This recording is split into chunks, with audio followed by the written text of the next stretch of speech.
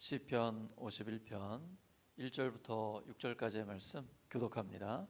1절 제가 먼저 읽습니다.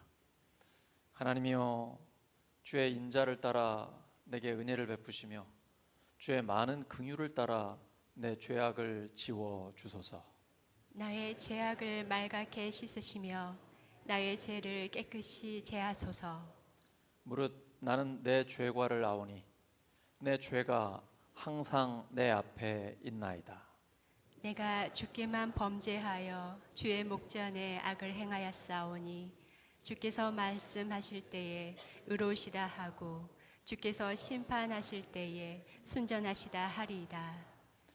내가 죄악 중에서 출생하였으며 어머니가 죄 중에서 나를 잉태하였나이다. 보소서, 주께서는 중심이 진실함을 원하시오니 내게 지혜를 은밀히 가르치시리이다. 아멘. 회개와 성령 충만, 회개와 성령 충만이라는 제목으로 하나님 말씀 전하겠습니다. 시편 51편은 시작하는 부분에 시의 제목이 달려 있어요. 다윗이 밧세바와 동침한 후에 나단 선지자가 그를 찾아왔을 때 지은 시입니다. 다윗이 멀쩡한 유부녀를 데려다가 간음을 저지르죠. 거기다가 또 바로 임신을 하게 됩니다. 그 사실을 숨기려고 전쟁터에 있는 그 남편을 불러오죠. 근데 이 우리아가 너무 충성스러운 사람이에요. 지금 나의 전우들은 전장에서 목숨 걸고 싸우고 있는데 내가 어떻게 집에 가서 아내와 함께 잠을 잘 수 있겠느냐? 안 가요. 결국은 다윗이 자기의 죄를 숨기기 위해 그 충성스러운 충성스러운 아내는 배신했고 충성스러운 부하는 죽였습니다. 성경에 기록되어 있어요. 이게 하나님 보시기에 악하다. 그렇죠? 그리고 1년쯤 지났습니다. 밧세바가 아이를 낳았어요. 그때까지 하나님 그냥 놔두셨습니다. 다윗은 회개하지 않았어요. 왕이기 때문에 일상적으로 제사, 오늘날로 말하면 예배도 드렸을 것이고 또 기도도 했을 거예요. 그는 평생 기도하는 사람이었으니까 형식적인 기도했겠죠. 찬양도 했을 것입니다. 자기는 알았을 거예요. 감동이 없어요. 예배를 드려도 하나님이 내 예배를 받으신다라는 확신이 없어요. 우리 예배 드릴 때 우리한테 확신이 있잖아요. 나는 부족하지만 예수님의 그 십자가의 피로 나를 다 씻어주셨고 완전히 용서해 주셨잖아요. 그래서 죄 용서를 받았다라는 그 확신과 기쁨과 자유함을 가지고 하나님께 예배를 드리거든요. 내가 무슨 깨끗한 삶을 살아서 아니에요. 교회에만 살면 깨끗한가요? 좀 덜할 수는 있겠습니다만, 세상보다는 덜할 수 있겠습니다만, 교회 안에서도 죄 지을 수 있죠. 생각으로, 마음으로. 예수님은 너 마음으로 짓는 죄 이미 죄 지은 거야. 네가 혹시 형제를 미워하냐? 넌 살인한 거나 마찬가지야. 마음에 음욕을 품었니? 너 이미 간음한 거나 마찬가지야. 여기서 자유로울 수 있는 사람이 누가 있겠어요? 그런데 하나님 앞에 정직한 우리를, 하나님 앞에 내 죄를 자각하고 그것을 인정하고 하나님께 고백하고 하나님께 돌이킨 우리를 하나님은 용서해 주십니다. 깨끗하게 씻어주세요. 그래서 그 기쁨을 가지고 우리처럼 이렇게 밝은 얼굴로 하나님 앞에 나올 수 있는 거예요. 근데 다윗은 회개하지 않았어요. 자기의 죄를 자각하지 못한 거예요. 그리고 그게 1년 가까이 시간이 흘렀습니다. 죄에 대해서 무뎌졌습니다. 이제 종교 생활은 하지만 하나님과의 친밀한 관계는 누리지를 못하고 있습니다. 하나님께서 그를 불쌍히 여기시고 나단 선지자를 보내셨습니다. 그에게 죄를 지적하기 위해서죠. 알려주기 위해서입니다. 나단이 선지자가 와가지고 목숨 걸고 왕에 얘기합니다. 당신은 절대 왕권이었기 때문에 왕한테 말 함부로 하면 죽습니다. 선지자고 뭐가 없어요. 예레미야 보시잖아요. 왕이 듣기 싫은 소리 하니까 감옥에 가둬버리죠. 때려버리잖아요. 얼마든지 할 수 있거든요. 나단이 하나님의 말씀을 들었을 때 이게 다윗 왕에게 해당되는 것이고 그것도 왕의 죄를 지적하는 것입니다. 아무도 왕에게 얘기하는 사람 없어요. 예루살렘 그 왕 성 안에, 그것도 왕의 침실에서 있었던 일입니다. 감히 누가 얘기하겠어요? 그리고 그걸 누가 알 수 있겠습니까? 하나님은 다 알고 계신 거죠. 그때 나단이 와서 얘기합니다. 비유로 들려주죠. 한 부자가 재산도 많고 양과 짐승들 많이 있는데 거기에는 한 가난한 사람이 있다.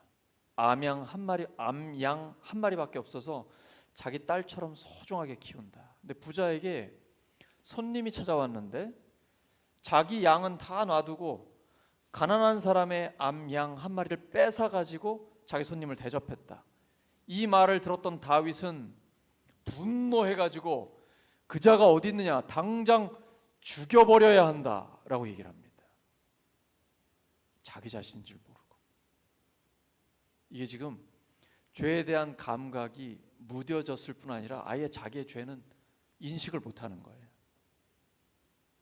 회개를 빨리 하지 않으면, 회개를 안 한 채로 시간이 오래 흘러가 버리면 이 죄에 대한 감각이 무뎌집니다. 그런데 내가 종교 생활은 하고 있기 때문에 다른 사람의 죄는 잘 보입니다. 그래서 다윗처럼 저자는 저거 죽여버려야 돼, 이렇게 남의 죄는 지적을 하는데 내 눈 속에 있는 들보는 못 봐요. 사실은 목사가 제일 조심스러워요. 성경을 나름대로 알고 있는 데다가 항상 교회 안에 있고 주로 성도들을 많이 만나다 보니까 자기는 깨끗한 줄 알아요. 아니에요. 이 죄는 하나님 앞에서의 죄예요. 시편 51편은 우리 모두에게 주시는 말씀입니다. 너의 죄를 깨끗하게 하나님 앞에 용서를 받아야 성령의 충만함을 받을 수 있다라는 거예요. 다윗은 성령의 충만함을 경험했던 사람입니다. 구약 시대는 신약과는 좀 다르기는 해요. 그런데 하나님께서 사무엘을 통해 기름 부으심을 주죠. 너 이제 이후에 왕이 된다라고 하나님께서 기름 부으심을 주셨어요. 그때에 성령의 감동을 강하게 받게 됩니다. 성령의 충만함을 맛본 거예요. 근데 이 사람이 항상 전쟁에 나갈 때마다 기도하고, 하나님 이번에 이 어려운 일이 있는데 제가 올라갈까요 말까요, 이렇게 항상 하나님께 여쭤보면서 살면서 주님과의 동행했던 삶을 살았거든요. 그게 뭔지 알아? 이 영적인 감각이 살아있는 사람이에요. 하나님과 동행하는 삶, 성령의 충만함을 받고 하나님의 인도하심을 받는 삶, 그게 뭔지 알아요. 그런데 한 1년 동안 그걸 경험하지 못했어요. 이게 너무 오래되다 보면 양심이 화인 맞습니다. 불도장을 맞아버려요. 그래서 더 이상 자기의 죄를 느끼지 못해요. 이것 때문에 하나님이 함께 하시지 않아요. 근데 하나님이 지금 회개할 수 있는 기회를 주신 겁니다. 하나님이 사랑하시기 때문에 죄를 지적해 주시는 거예요. 만약에 다윗이 자기의 왕권을 가지고 나단 선지자를 처단해 버렸다면, 네가 뭔데 감히 내 앞에서, 이렇게 하고 조용히 없애버렸다면 다윗은 회복될 수 없었습니다. 다윗의 위대함은 여기서 나오는 거예요. 골리앗을 이긴 것만이 다윗의 이야기가 아닙니다. 다윗이 정말 다윗 되기 위해서는 시편 51편이 있어야 돼요. 왕임에도 불구하고 죄에 대한 지적을 받았을 때 정직하게 그 앞에 엎드렸습니다. 선지자 앞에서 완전히 벌거벗겨진 상태예요. 아무도 모른다고 생각했는데, 누구도 내 죄를 지적하지 않았는데 나단이 자기의 죄를 완전히 까발린 거예요. 그때 다윗은 그 앞에 무릎 꿇었습니다. 하나님이여. 시편 51편은 하나님이여 라고 시작이 됩니다. 이건 그냥 종교 생활하는 습관적인 하나님을 부르는 그게 아닙니다. 우리 조심해야 돼요. 우린 주기도문을 대부분 외우잖아요. 하늘에 계신 우리 아버지여, 이 하나님의 이름을 부를 때에 내가 지금 습관적으로 아무 의미 없이 부르는지 아니면 내가 진심을 다해 하나님께 호소하고 있는지 자기를 돌아봐야 됩니다. 습관적인 종교 생활은 굉장히 위험합니다. 이게 방치되면 추상적인 신앙생활을 하기가 쉬워요. 추상적인 신앙생활을 하면 신앙생활을 하면서도 내 삶에서 하나님을 경험하지 못합니다. 신앙생활은 허공에 구름 잡는 얘기하면 안 됩니다. 성경의 내용은 살아계신 하나님이 그때 당시에 실존해 있는 사람들에게 하나님의 말씀을 주셔서 그들을 변화시킨 내용입니다. 그리고 하나님의 말씀은 어제나 오늘이나 영원토록 동일하기 때문에 오늘 우리에게 주시는 바로 그 말씀이에요. 그 하나님의 말씀은 우리의 삶에 아주 구체적으로 실제적으로 역사합니다. 내가 그 말씀에 순종할 때. 이래야 되는데 그냥 반복적으로 습관적으로 종교 생활을 하다 보면 이 어떤 이미지나 개념만 갖고 있지 그 말씀을 내가 삶에서 실제로 순종하지는 않습니다. 그러면 말씀이 역사하지 않아요. 이걸 빨리 깨버려야 됩니다. 우리의 신앙생활은 구체적이고 실제적이어야 됩니다. 그렇게 못하는 것이 바로 죄입니다. 죄는 우리의 영혼을 혼탁하게 합니다. 성령은 정결한 영입니다. 혼탁한 데는 함께하지 않습니다. 우리가 직장이나 학교나 세상 어디에 있든지 간에 내 주변이 아무리 악하고 음란하다 할지라도 내 영이 맑으면 성령께서는 역사하십니다. 그러려면 죄에 대해 아주 민감해야 돼요. 작은 죄 하나도 민감하게 하나님 앞에 반응해야 합니다. 작은 죄가 크게 보이는 것이 은혜입니다. 다윗의 죄는 작지 않죠. 그는 평생을 하나님의 은혜 가운데 살았습니다. 하나님께서 그를 어릴 때 부르셨고 그리고 하나님을 사랑하는 그가 골리앗 앞에 섰을 때에 승리하게 해주셨습니다. 전쟁에 나갈 때마다 놀라운 하나님께서 승리의 승리를 연속하게 하셨고요. 사울 왕이 그를 쫓아다닐 때에 목숨이 위태로울 때 보호해 주셨습니다. 그런 그가 왕이 되고 태평성대를 이루었습니다. 고대 사회에서는 왕이 진두지휘를 하고 전쟁터에 나가 군사들을 이끌고 전쟁을 해야 돼요. 근데 다윗은 자기가 왕인데 안 나가요. 지휘관이 지휘를 안 하고 있는 거예요. 그리고 부하들만 내보냈습니다. 자만한 거죠. 워낙 전쟁을 계속 이기다 보니까 나 이제 안 나가도 돼. 이젠 기도도 안 합니다. 기도 안 해도 괜찮아. 하나님이 도와주시지 않아도 나는 승리할 수 있어. 이 교만이 머리 끝까지 올라온 거예요. 근데 진짜 이겨요. 다윗이 안 나가도 전쟁에서 승리를 하는 거예요. 점점 더 자만해지죠. 부하들은 목숨 걸고 싸우고 있는데 자기는 낮잠을 자고 있습니다. 이게 죄의 전조 증상들입니다. 죄는 갑자기 짓는 게 아니에요. 어느 날 간음을 저지르고 살인을 저지르는 게 아닙니다. 죄는 오랫동안 전조 증상이 있어요.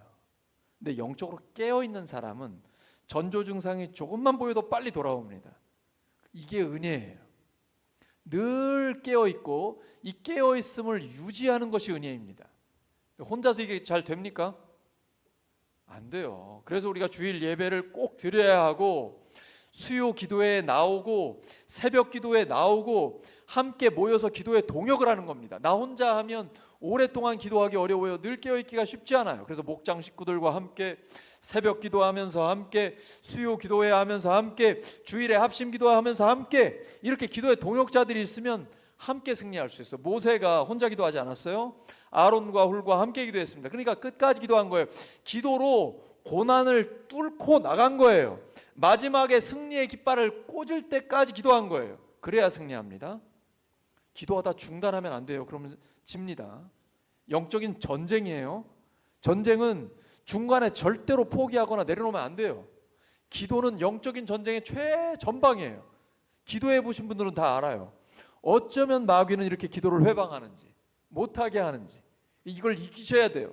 잠과의 싸움도 이겨야 되고요. 잡념도 이겨야 되고 영적인 전쟁과 모든 기도를 방해하는 것을 승리로 마지막까지 나아가야 돼요. 그 기도로 모든 죄와 문제와 고난을 뚫고 끝까지 나아가야 됩니다. 이러면 하나님께서 거기에서 우리의 놀라운 승리를 주십니다.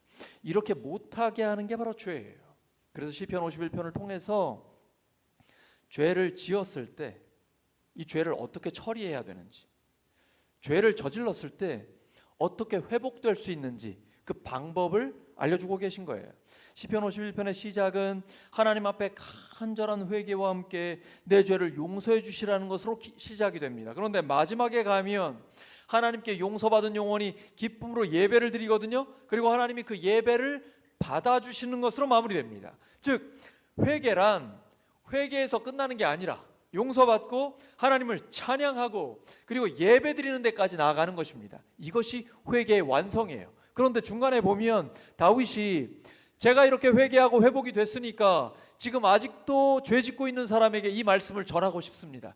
그래서 그 죄인들이 돌아오게 하여 주시옵소서. 여기까지 나아가면 회개가 완성된 것입니다. 우리가 바로 그 자리까지 나아갈 수 있어야 돼요. 나 자신이 회개하고 회복되고 용서받고 예배하며 더 나아가 죄를 짓고 있는 사람들에게 말씀을 전하는 자리까지 가는 거예요. 그를 위해 기도하는 데까지 가는 것입니다. 그러면 회개가 완성이 됩니다. 그래서 우리를 하나님이 사용해 주시는 것이죠. 그런데 회개할 때는 반드시 집중해야 될 것이 있습니다. 저는 제가 목회하다가 힘들거나 인간관계에 문제가 생기거나 하면 꼭 찾아가는 명소가 있습니다. 여러분은 어디입니까? 영적으로 힘들 때, 또 신앙생활은 관계잖아요. 관계에 좀 어려움이 생겼을 때, 내가 풀어내기가 힘들 때 여러분 어디 가십니까? 저는 꼭 십자가 앞에 갑니다. 십자가 앞에 가면 단 한 번도 하나님은 저를 그냥 보내신 적이 없습니다. 우리는 죄를 지을 수는 있지만 죄를 지울 수는 없습니다. 우리한테 그런 능력이 없어요. 인간은 모두 다 죄인이에요. 내 힘으로 내 죄를 씻을 수 없습니다. 그래서 하나님께서 사람이 되어 오신 거예요. 죄 없으신 하나님이 사람이 되어 오신 그 예수님께서 우리의 모든 죄를 대신 지시고 십자가에서 죽어 주셨습니다. 근데 이 죄가 해결이 안 되면 죄책감과 수치심에 시달릴 수 있습니다. 이 신앙생활을 이렇게 하다가 예배 드리다가 말씀 듣다가 조는 분들 있잖아요. 이런 분들은 이 회개만 듣다가 용서를 못 드셔요. 회개를 듣고 용서까지 다 들으셔야 돼요. 그래야 죄책감과 수치심에서 해방이 될 수가 있어요. 지금 다윗이 나단 선지자에게 죄를 지적받았습니다. 이 엄청난 죄책감과 수치심이 있어요. 그렇잖아요. 너무 부끄럽잖아요. 그냥 왕인데 내가 근데 이 사람 앞에서 완전히 알몸으로 서 있는 거잖아요. 여기서 끝나면 안 돼요. 이때에 우리의 수치심, 우리의 죄책감을 예수님이 다 당하셨어요. 로마서 5장에 보시면 우리가 연약할 때, 죄인 되었을 때, 하나님의 원수가 되었을 때 예수님께서 우리의 죄를 대신 지시고 십자가에서 죽어 주셨어요. 로마 군인들이 예수님의 얼굴을 때립니다. 그 얼굴에 침을 뱉습니다. 야, 네가 하나님의 아들이라며 십자가에서 내려와 봐. 조롱합니다. 이런 모욕, 수치, 이 모든 걸 예수님이 다 당하셨어요. 우리를 아세요. 그리고 그 귀한 피로 깨끗하게 씻어주셨습니다. 부활하셔서 이 죄 용서를 완성해 주셨습니다. 그래서 우리는 우리의 죄를 안고 십자가 앞으로 나아가면 됩니다. 그 십자가를 통과하면 돼요. 신앙생활은 십자가가 핵심입니다. 십자가를 더 깊이 알면 알수록, 더 깊이 경험하면 경험할수록 우리의 신앙은 깊어지고 하나님을 신뢰하게 됩니다. 이 죄 용서에 확신이 있어야 됩니다. 여전히 예수님을 믿으면서도 죄책감과 수치심에 시달리고 계신 분들이 계십니까? 이 부분이 해결이 돼야 됩니다. 요한일서 1장 9절이죠. 만일 우리가 우리 죄를 자백하면 그는 미쁘시고 의로우사 우리 죄를 사하시며 모든 불의에서 우리를 깨끗하게 하실 것이요. 여기에 대한 확신이 있어야 됩니다. 죄 용서의 확신, 하나님이 나를 깨끗하게 하셨다라는 확신이 있어야 합니다. 옆 사람 축복해 주시기 바랍니다. 죄 용서의 확신을 가지시기 바랍니다.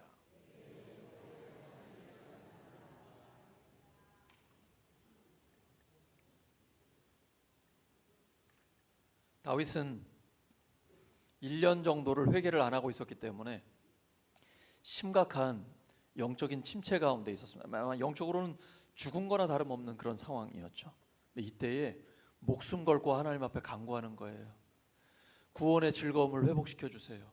주의 성령을 거두지 말아 주세요. 제가 하나님의 뜻을 어겼습니다. 제가 하나님 앞에 죄를 지었습니다. 이 자기 죄의 심각성을 깨달은 거예요. 나는 왕이니까 뭐 이 정도는 괜찮지 뭐. 누가 뭐라고 할 거야. 어차피 왕은 뭐 후궁들도 많이 두는 건데 뭐. 이렇게 생각했는지 몰라요. 우리 신앙생활 하면서 오래 하면 할수록 위험합니다. 직분이 무거워지면 무거워질수록 더 힘들어집니다. 위기예요. 자기 죄에 대해서 민감하지 못해요. 나 이만하면 신앙생활 잘하지 뭐. 이 착각합니다. 나는 법 없어도 살 수 있어. 자기 자신을 잘 몰라요. 내가 하나님 앞에 얼마나 심각한 죄인인지를 깨닫지 못하는 것입니다. 이것은 영적인 위기입니다. 하나님 앞에 가까이 가고 있습니까? 하나님 앞에 가까이 가면 갈수록 내 죄가 확실하게 드러납니다. 이게 정상이에요. 이때에 예수님의 그 귀한 피로 정결함을 얻어야 성령의 충만함을 받을 수 있습니다. 우리 성령의 충만함을 받고 싶잖아요. 이왕 신앙생활 하는데 성령의 충만함을 받고 싶죠. 근데 성령은 거룩한 영이에요. 정결한 영입니다. 내 영혼이 더러우면 오지 않으십니다. 성령의 충만함은 임할 수가 없어요. 그래서 사도 베드로가 하나님의 말씀을 선포합니다. 너희가 회개하여 용서를, 죄 용서를 받고 세례를 받으면 무엇을 선물로 받는다고요? 성령을 선물로 받습니다. 예수님이 오셔서 첫 번째 했던 설교의 내용이 뭐죠? 회개하라, 천국이 가까이 왔느니라. 그러면 천국 가려면 어떻게 해야 된다는 거예요?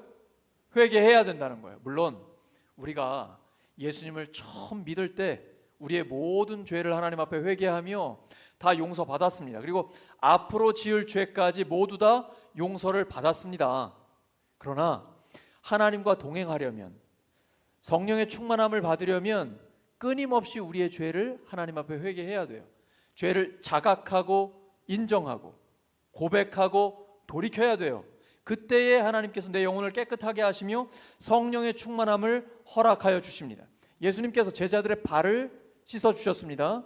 베드로가 내 발 씻을 수 없다고, 선생님이 왜 제 발을 씻느냐고. 그때 예수님 뭐라고 하시죠? 내가 네 발을 씻어주지 않으면 너는 나와 관계가 없다라는 거예요. 신앙생활은 관계예요. 하나님과 나와의 친밀한 관계입니다. 그때 베드로가 이제 좀 성격이 다혈질의 담즙질이에요. 엄청 급해요. 말이 앞서는데 그 말을 지키지 못하고 때로는 말보다 행동이 앞서요. 그럼 주님, 제 발만 아니라 제 온몸을 다 씻어 주시옵소서. 아주 징그러운 제자예요. 예수님 보고 목욕을 시켜달라고 그래요. 예수님이 많이 징그러우셨겠죠. 목욕한 사람은 발만 씻으면 된다. 이게 무슨 말이에요? 우리 다 용서받았어요. 근데 이 땅에 사는 동안 죄 짓잖아요. 때 묻잖아요. 그때마다 하나님 앞에 정직하게 고백하는 거예요. 그 죄가 있으면 하나님 함께 하시지 않습니다. 하나님은 사랑과 공의의 하나님이에요. 예수님의 생명을 내어줄 정도로 사랑의 하나님이지만 죄는 반드시 심판하십니다. 우리의 모든 죄를 다 용서해 주셨어요. 그런데 그 죄에는 대가가 있어요. 대가가 없다면, 심판하시지 않는다면 공의의 하나님이 아니시죠. 그래서 예수님이 십자가를 지신 것입니다. 우리 대신 죽어주신 거예요. 근데 이 땅을 살아가는 동안 우리는 여전히 죄를 짓고 있습니다. 그때 하나님 앞에 그 죄를 용서해 주시라고 기도하는 거예요. 그러면 마치 발을 씻어 주시는 것처럼 깨끗하게 씻어 주십니다. 이미 다 용서하셨기 때문에 묻지도 않으세요. 따지지도 않으세요. 그리고 회복시켜 주십니다. 이 기쁨이 우리 안에 있는 거예요. 그러면 구원의 즐거움이 회복돼요. 오늘날 신앙생활을 하면서 기쁨이 없습니까? 왜 그럴까요? 우리 청년들이 모태신앙도 많고 어려서부터 예수님 믿는데 왜 하나님을 믿어야 합니까? 왜 예수님을 믿어야 합니까? 이런 궁금증이 일어나요. 이 정말 예수님을 믿는데 세상이 줄 수 없는 영원한 즐거움이 없거든요. 무슨 의미가 있는지를 모르겠거든요. 세상보다 재미없거든요. 그 가치를 모르겠는 거예요. 왜 그럴까요?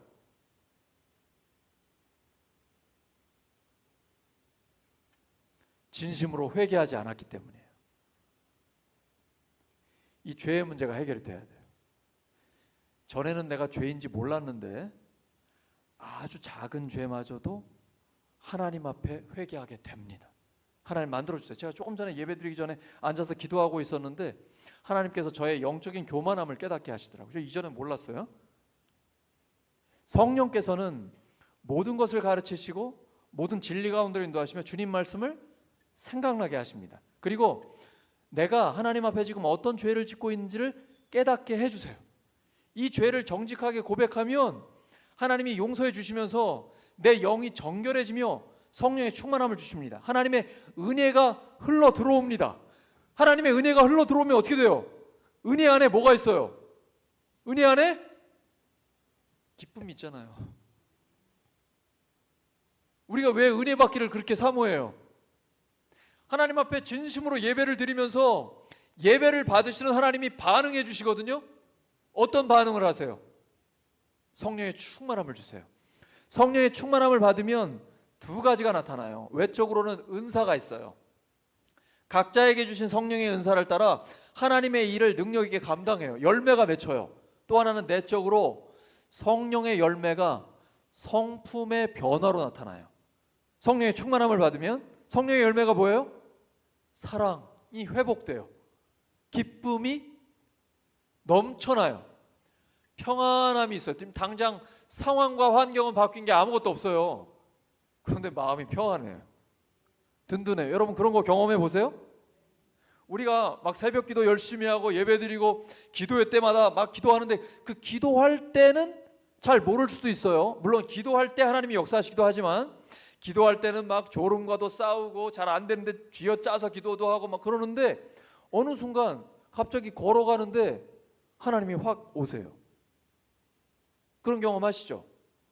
저 같은 경우는 주일 오전에 이렇게 설교할 때가 가장 성령의 충만함에 극에 달할 때인데 제가 그냥 아무것도 안 했는데 걸어가고 있는데 갑자기 성령이 딱 오세요. 그리고 주일 오전 예배 설교할 때 그 느낌을 주세요. 그게 성령의 충만함이고 든든함이거든요. 우리 성도님들 다 마찬가지입니다. 그런 경험 하시죠? 기도하다 보면 하나님이 나와 함께 하신다라는 확신이 확 다가와요. 그래서 마음이 든든해요. 이게 바로 하나님이 주시는 평강이에요. 하나님의 나라를 이 땅에서 맛보는 거예요. 하나님의 나라는 뭐예요? 먹는 일과 마시는 일이 아니에요. 성령 안에서 누리는 의와 평화와 기쁨이에요. 성경적인 개념에서 의가 뭐예요? 올바른 관계예요. 하나님과 나, 이웃과 나, 환경과 나와의 올바른 관계가 회복이 돼요. 그 안에 참된 평화가 있고 기쁨이 넘쳐요. 아직도 기쁨이 없습니까? 이렇게 예배를 드리면서 하나님의 말씀을 들으면서 아직 기쁨이 회복이 안 됐나요? 지금 두 사람은 약간 좀 빨리 회복하시기 바랍니다. 이 기쁨이 회복이 안 되는 원인이 뭐라고요? 진심으로 회개하지 않았기 때문이에요. 하나님이 다윗에게 왜 회개하라고 하십니까? 다윗이 미워서요? 다윗을 너무나 사랑하기 때문이에요. 하나님의 마음에 합한 자예요. 근데 완벽하진 않아요. 하나님이 우리에게 왜 회개하라고 하실까요? 너무 사랑하기 때문에. 회개할 때 성령의 충만함을 받고 하나님과의 관계가 회복돼요. 활짝 열린 관계가 돼요. 그래서 항상 기도할 수 있어요. 쉬지 말고 기도한다는 거 뭐예요? 쉬지 않고 계속 말한다는 거예요? 그러면 좀 다른 사람이 미쳤다고 오해할 수 있어요. 쉬지 말고 기도하라는 것은 항상 하나님의 음성에 귀를 기울이라는 거예요. 내가 교회나 가정이나 직장이나 학교나 어디에 있든지 간에 항상 하나님의 음성에 귀를 기울이는 거예요. 이때 하나님의 뜻이 뭘까? 하나님은 나에게 뭘 원하실까? 이게 바로 쉬지 않고 기도하는 거예요. 회개하면 이게 가능해집니다. 다윗은 회개하고 회복이 됐습니다. 하나님이 용서해 주셨어요. 그래서 그의 삶이 하나님의 마음에 합한 자의 삶이 되는 것입니다. 늘 십자가를 바라보셔야 됩니다. 죄의 전조 증상이 있을 때 민감하게 깨어서 빨리 끊고 하나님 앞에 돌아와야 합니다. 이 깨어있음을 유지해야 됩니다. 좋은 교회는 어떤 교회일까요? 성도들이 늘 깨어있도록 도와드리는 거예요. 잠들지 못하게 하는 거예요. 영적으로 깨어있게 하는 거예요. 기도에 불을 붙이는 거예요. 목회자들부터 모든 성도들, 목자, 목녀들, 나부터 기도에 불이 붙는 거예요. 기도를 열심히 하는 사람 옆에 있으면 기도에 불이 옮겨 붙습니다. 나도 기도하게 돼요. 그리고 기도를 통해서 하나님이 응답하시거든요. 이 기도 응답을 받으면요, 이 엄청난 재미 때문에 기도의 자리에 계속 나옵니다. 매일 나옵니다. 100% 헌신합니다. 여러분, 헌신을 적당히 하면 힘들어요. 헌신을 주일에만 하면 여러분 힘들 수 있어요. 근데 일주일 내내 100% 헌신하잖아요. 쉬워요. 그리고 하나님과의 동행함이 얼마나 행복하고 기쁜지 몰라요. 그러니까 계속 복음을 전하는 거예요. 계속 하나님 앞에 나오라고 강력하게 권면하는 거예요. 자기도 행복하지 않은데 누구한테 그걸 권하겠어요? 내가 신앙생활이 너무 행복하기 때문에 많은 사람들에게 복음을 전하는 거예요. 그러다 보니까 목장으로 계속 VIP들이 오게 되고 교회에 오게 되고 함께 하나님 나라를 맛보게 되는 것입니다. 이게 언제 가능하다고요? 진심으로 회개할 때 가능한 것입니다.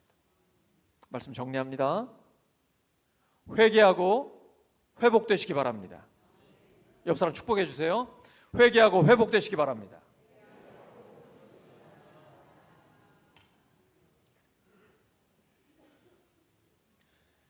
그러려면 전조 증상에 주의해야 됩니다.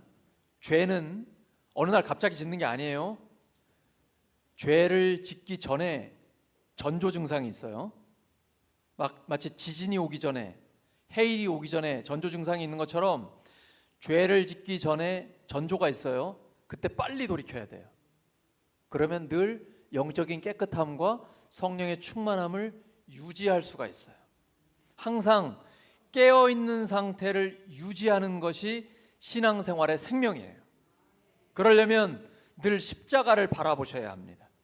그 십자가가 우리를 용서할 뿐 아니라 치유하고 회복시켜 주십니다.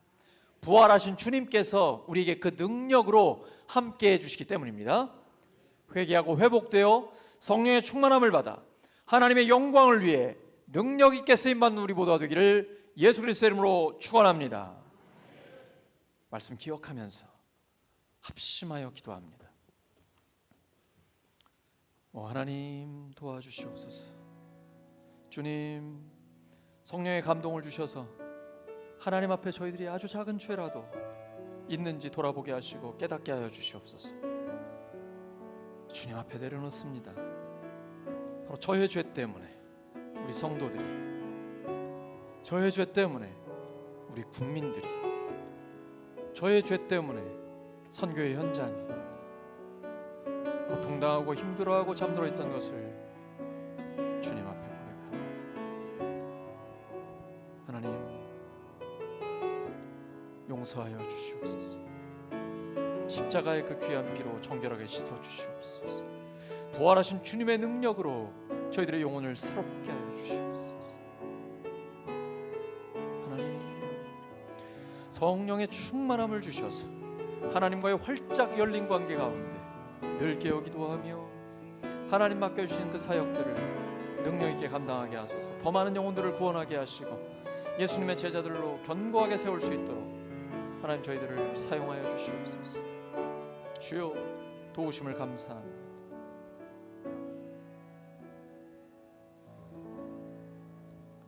예수 그리스도의 이름으로 기도드립니다.